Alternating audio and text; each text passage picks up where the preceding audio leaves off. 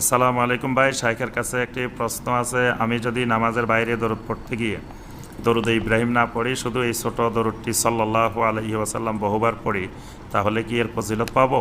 মানে এই ছোট দরুদটি কি দরুদ শরীফের সব ক্রাইটেরিয়া পূরণ করে? মানে সালাম ও সালাত কি দেয়া হয়ে যায়?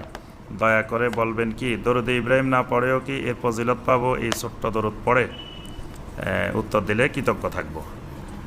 জি ভাই, সলাতের ভিতরে তো অবশ্যই নবী সাল্লাল্লাহু আলাইহি ওয়াসাল্লাম যে দরুদ শিখাইছেন সেটা পড়তেই হবে, সেখানে অন্য দরুদ পড়ার অপশন নাই। সলাতের বাহিরে নবী সাল্লাল্লাহু আলাইহি ওয়াসাল্লাম যে দরুদগুলো শিখিয়েছেন সেগুলোও পড়া যাবে। এর সাথে সংক্ষিপ্ত করে এই সাল্লাল্লাহু আলাইহি ওয়াসাল্লাম, এটাও সাহাবাই কেরাম সালফে সালেহিন যুগে যুগে দরুদের সংক্ষিপ্ত রূপ হিসাবে এটিকে ব্যবহার করেছেন।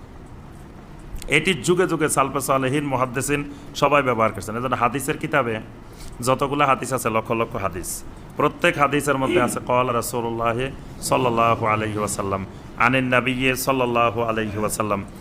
এই সাল্লাল্লাহু আলাইহি ওয়াসাল্লাম এই দরুদের পরিভাষাটা একেবারে সাহাবায়ে কেরাম থেকেই আসছে।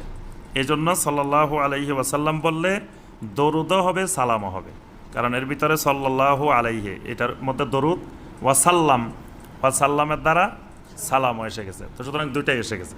এখন ভাই জানতে চাইছেন যে এখানে হাদিসে বলা হয়েছে যে কেউ একবার দরুদ পড়লে তার 10টা গুনাহ মাফ হয়, 10টা রহমত বর্ষণ হয়, 10টা মর্যাদা বৃদ্ধি হয়। এই যে কথাগুলো আসছে এগুলো এই ক্ষেত্রে পাবেন কিনা?